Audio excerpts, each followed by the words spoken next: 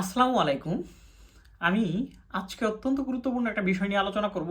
2026-এর April সেশনে যে সকল শিক্ষার্থী অ্যাপ্লিকেশন করছেন তাদের মাঝে লক্ষ্য করা যাচ্ছে মোটামুটিভাবে সিও আসা শুরু হয়েছে এবং বাকিদের সিও আশা করা যায় 95 থেকে 98% শিক্ষার্থীদের সিও ফেব্রুয়ারি মাসেই চলে আসবে। এরপর আপনাদের সব থেকে যে বিষয়টা হচ্ছে ভিসা গেইন করা। এই ভিসার ক্ষেত্রে আপনারা দুইটা কনফিউশনে পড়ে যান, এম্বাসি এবং ভিএফএস গ্লোবাল। অনেকেই এম্বাসি এবং ভিএফএস গ্লোবালকে এক করে ফেলে যে দুইটা কি একই জিনিস কিনা, দুইটা জাপানের সংস্থাই কিনা। ইভেন অনেকের কোয়েশন থাকে যে ভিএফএস কি ভিসা রিজেক্ট করতে পারে, ভিএফএস কি ভিসা ইস্যু করতে পারে, এবং ভিএফএস এ প্রিমিয়াম সার্ভিস নিলে কি ভিসা দ্রুত হয়। আর ভিএফএস এর ড্রেস আপ নিয়েও অনেকের কোয়েশন থাকে, আর ভিএফএস এর নর্মাল সার্ভিস নিলে কি আমার ভিসা রিজেক্ট হবে বা লেট হবে কিনা। ইভেন অনেকে আরও কোয়েশন করেন যে ভিএফএস এ কি টাকার বিনিময়ে ভিসা হয় কিনা। আপনাদের নানান ধরনের কনফিউশন নিয়ে আমি মূলত আজকের আলোচনা করব। এই একটা ভিডিওতেই আমি ভিএফএস এবং এম্বাসি সম্পর্কে স্বচ্ছ ধারণা দেওয়ার চেষ্টা করব। ভিডিওর শেষ পর্যন্ত দেখলে আশা করি উপকৃত হবেন এবং আপনার যে কোয়েশনটা এটার উত্তর পেয়ে যাবেন। তাহলে কথা না বাড়িয়ে ভিডিও শুরু করা যাক। প্রথমে বুঝতে হবে ভিএফএস গ্লোবালটা কি আর এম্বাসিটা কি। জাপান এম্বাসি হচ্ছে জাপান রাষ্ট্র কর্তৃক পরিচালিত একটা সংস্থা, জাপান রাষ্ট্রের বা সরকারি একটা সংস্থা। আর ভিএফএস গ্লোবাল হচ্ছে একটা কোম্পানি, প্রাইভেট কোম্পানি, যারা টাকার বিনিময়ে অন্যদের কাজ করে দেয়। পৃথিবীর বিভিন্ন দেশের জন্যই ভিএফএস গ্লোবাল কাজ করে। ভিসা বলতে অ্যাপ্লিকেশন জমা নেওয়ার কাজটা করে এবং ডকুমেন্ট চেক দেয়। এই ডকুমেন্ট চেকটার বিষয় আমি পরে বলবো, এটা ভিসা হওয়ার জন্য চেক না। সেমভাবে 1-1.5 বছর আগে থেকে জাপানের জন্য এটা মূলত ভিএফএস গ্লোবাল চালু হয়েছে। ভিএফএস গ্লোবাল তার মানে হচ্ছে একটা কাজ করে দেওয়ার ভাড়াইটা কাজের জন্য একটা সংস্থা। ভিএফএস গ্লোবাল করবে কি, আগে জাপান এম্বাসিতে সরাসরি আপনি যেতে পারতেন অ্যাপ্লিকেশন করে। এখন শিক্ষার্থী এবং জাপান আগ্রহী লোকের সংখ্যা বাড়াতে তারা এই পেশাটা ডিরেক্ট নিতে চাচ্ছে না। এই জন্য একটা মাধ্যম বা লুকের হায়ার করছে যে তোমরা যারা অ্যাপ্লিকেশন করবে সেই ডকুমেন্টগুলা চেক দিবা, যে সবগুলা ডকুমেন্ট যেটা আমাদের লাগবে এইগুলো আছে কিনা প্রপার, এবং বাড়তি যে ডকুমেন্টগুলো লাগবে না এগুলা তোমরাই ছাঁটাই করে রেখে দিবা। এরকমই একটা বিষয়, কারণ আপনার বাড়তি ডকুমেন্টগুলো সেই জায়গায় দিলে ওইটা বাদ দেওয়ার জন্য তাদের একটা প্রপার সময়ের দরকার হয়, নানা হেজিটেশন যায়। দেখা যায় যে আগে ভিসা হইতে প্রায় 1 মাস, 1.5 মাস, 2 মাস, ইভেন অনেকেই অনেক ওয়েটিংয়ে পড়ে অনেক সময় যায়। তো এখানেও অনেকেই ওয়েটিংয়ে পড়ে, কিন্তু এটা আলাদা বিষয় যদি তার ডকুমেন্টে প্রবলেম থাকে। তার মানে ভিএফএস এর কাজ হচ্ছে আপনি ভিসার যে অ্যাপ্লিকেশন করবেন এটা রিসিভ করবে ভিএফএস করে, এম্বাসির যে রিকোয়ার্ড ডকুমেন্টগুলা এইগুলা প্রপার আছে কিনা এইগুলা দেখে দেন তারপরে এই ডকুমেন্টগুলা এম্বাসিতে তারা সাবমিট করবে। তাহলে বিষয়টা কি হচ্ছে, একটা কুরিয়ার মাধ্যমের মতো হচ্ছে।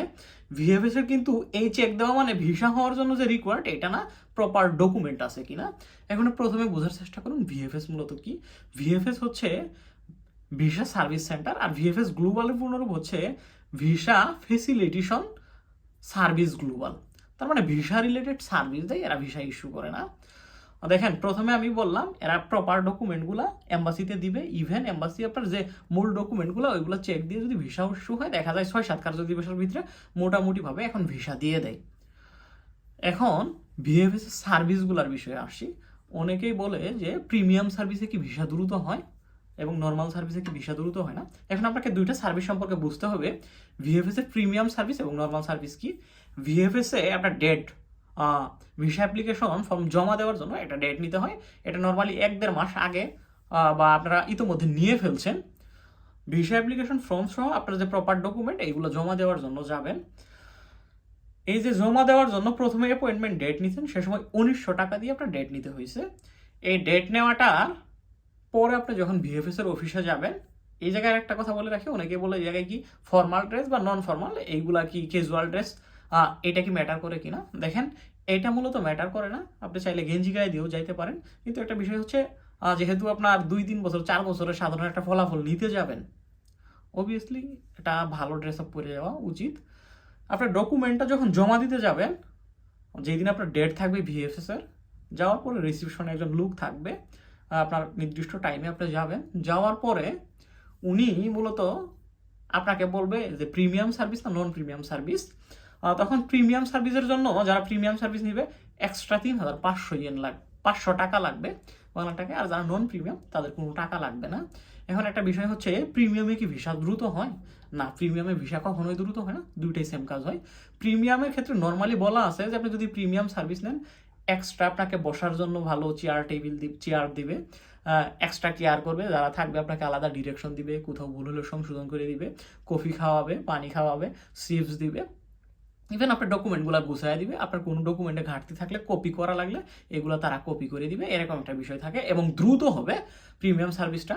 কিন্তু বাস্তবিক ক্ষেত্রে যেটা দেখা গেছে, প্রিমিয়াম সার্ভিসটা নর্মালি দ্রুত না হয়ে আরও দেরি হয়েছে এবং নর্মাল যে সার্ভিস এটাই দ্রুত হয়েছে। সবাই যেহেতু জাপান 15 লাখ 16 লাখ টাকা খরচ করে আসবে, থিঙ্কিং করে 3500 টাকা বা 3500 টাকা আর কি হবে, আমি এই টাকাটাও দিয়ে প্রিমিয়াম নিব। দেখা যায় যে প্রিমিয়ামেই ভিড় জমে যায়, বসার জন্য আপনি চেয়ারও পাবেন না, বরংস আরও দাঁড়ায় থাকতে হবে এবং লুকেরও একটা ভিড় পড়ে যায়। দেখা যায় আপনাকে এক্সট্রা যে গুরুত্ব দিবে এইটা না। প্রিমিয়ামের ক্ষেত্রে আপনি যেটা পাবেন এক্সট্রা, এটা হচ্ছে 1-2 কাপ কফি, একটা চিপসের প্যাকেট, 1 বোতল পানি, এর বাইরে এক্সট্রা কোনো কিছুই পাবেন না। নর্মালি আপনি যেহেতু যাবেন, আপনার কোনো ডকুমেন্ট ঘাটতি থাকা দরকার মনে হয় না যে ঘাটতি থাকবে এবং কপি করারও তেমন প্রয়োজন হয় না। তার মানে এইটা আহামরি কোনো সুবিধা দেয় না। এখন নন প্রিমিয়াম যারা, আমার সাথে 2-3 জন গেছিল, আমি আগে থেকে থিঙ্ক করছিলাম যে প্রিমিয়াম নিব এবং প্রিমিয়াম নিয়ে আমি আগেই ঢুকে গেছিলাম। পরে তারা 3 জন থিঙ্ক করছিল যে নন প্রিমিয়াম নিবে, কিন্তু দেখা গেছে প্রথমে একজন যে ছিল জমা দিতে গেছে, তাকে যে রিসিপশনের লুক আছে, সে সুকৌশল বা কুকৌশল বলেন, কৌশলে বলতেছিল আপনার তো অ্যাপ্লিকেশন লেটারে ভুল আছে, আপনি এই সেই এটা কেন, আপনি নন প্রিমিয়াম নিলে এটা এই হবে সেই হবে, তাকে বইলে মোটামুটি মনে করেন প্রিমিয়াম নিয়েছে। পরে যে তারা 2 জন ছিল, মুস্তফা এবং বিনয়, এরা 2 জন একটু স্ট্রং ছিল, তো সে বলছে যে আমি এটাই দিব, নন প্রিমিয়ামেই দিব। বরং নন প্রিমিয়ামে দেখা গেছে আমি তাদের 15 মিনিট আগে ঢুকেছিলাম, কিন্তু তার আরও আগেই তারা 2 জন জমা দিয়ে বের হয়ে গেছিল। পরে নিচে এসে কল দিতেছে আমরা জমা দিয়ে আসছি, এবং আমি প্রিমিয়ামে তখনও জমা দিতে পারি নাই। এবং এক্সট্রা করে যে আমাকে কোনো কিছু কপি করে দিবে বা করে দিবে, গুছায় দিবে, এরকম কোনো কিছুর প্রয়োজন হয় নাই। আমি যেভাবে নিয়ে গেছিলাম সাজায় এনাফ, সেমভাবে যে ডকুমেন্টগুলো দরকার ছিল, রিকোয়ারমেন্ট, ওই জায়গায় জমা দিছি, তাই নিয়ে নিছে, পরে চলে আসছি। এই যে প্রিমিয়াম আর নন প্রিমিয়ামের এইটা ছিল মৌলিক পার্থক্য। মানে কোনো পার্থক্য নেই, 3500 টাকা দিলেন, 2-3 কাপ কফি 3500 টাকা দিয়ে কিনে খাইলেন, এর বাইরে কিছুই না। এখন হচ্ছে ভিসা কি দ্রুত হয় বা লেট হয় কিনা নন প্রিমিয়ামের ক্ষেত্রে, এটা কোনো পার্থক্য হবে না। আপনারা যেই দিন জমা দিবেন, যে টাইম অনুপাতে দিবেন, তারা সেম টাইম অনুপাতে মনে করেন আপনার দিয়ে দিতেছে, জমা দিয়ে দিতেছে, এম্বাসিতে সেমভাবে পাঠাচ্ছে।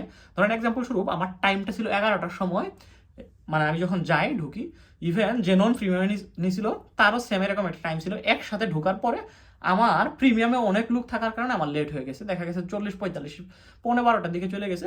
সে দেখা যায় রিসিপশনে সিরিয়াল নেওয়ার পরে 11:10 দিকে দিছে। ইভেন আমাদের ভিসাটা একদিনেই হয়, সেম ইস্যু হওয়ার সময় দেখা গেছে যে তার মেসেজটা বরং আরও একটু আগে আসছিল।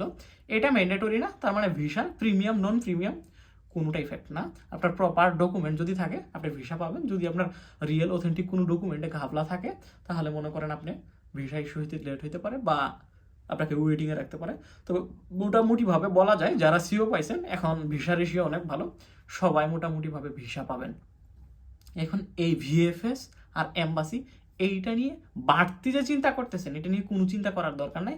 আপনার ভিসা ইস্যু করবে মনে করেন এম্বাসি, জাপান এম্বাসি দেখবে যেটা যেটা রিকোয়ার্ড এটা প্রপার আছে কিনা, একমাত্র তাদের কাছে ক্ষমতা আছে আপনার ভিসা রিজেক্ট করবে না দিবে। আপনার যদি প্রপার ডকুমেন্ট থাকে, সবকিছু ঠিকঠাক থাকে, এম্বাসির সাথে তো আপনার পূর্ব শত্রুতা নাই যে তাদের সাথে আপনার পূর্ব পরিচিত এবং শত্রুতা আছে, আপনাকে তারা ভিসা দিবে না জেদ করে, এটা কখনোই হবে না। ভিসা সিলটা এম্বাসি থেকেই লাগায় দেয়।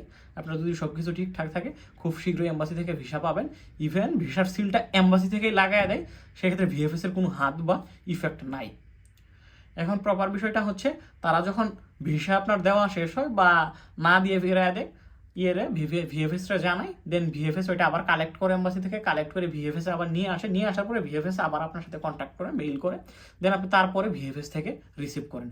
এই হচ্ছে টোটাল বিষয়। সর্বসাধারণ এম্বাসিতে না গিয়ে আলাদা একটা অফিস থেকে এইগুলা কালেক্ট করা। এর মাঝে মনে করেন ভিএফএসটা আপনারা এম্বাসির সাথে মিক্স করে ফেলার কোনো কারণ নেই, আর দুশ্চিন্তিত হওয়ার কোনো কারণ নেই। তারপরে সেকেন্ড কথা যে অনেকেই ইলিগাল উপায়ে কখনো ভিসা পাওয়া যায় কিনা, দেখেন আমার জানা নাই নর্মালি স্টুডেন্ট ভিসাতে এরকম রিয়ার কেস, আমি জানি না, আমার বাস্তবতায় ওই দুশ্চিন্তা বা ওই ধরনের বেড থিঙ্কিং বাদ দিয়ে পজিটিভভাবে আপনার ডকুমেন্টগুলো প্রপার করেন এবং আপনার ভিসা সিও পাওয়ার পর গেইন করেন। আপনার যদি সব ডকুমেন্ট ঠিক থাকে অবশ্যই ভিসা পাবেন। এই ভিডিও দেখার জন্য ধন্যবাদ। এরপরে যদি আপনাদের প্রয়োজন হয় ভিসা মূলত কেন রিজেক্ট হয় বা ভিএফএস এ কী কী ডকুমেন্ট লাগে, এম্বাসি কী কী রিকোয়ারমেন্ট, আপনারা কমেন্টে জানাইতে পারেন, আমি ওইটা নিয়ে ভিডিও দিব। ধন্যবাদ। আসসালামু আলাইকুম।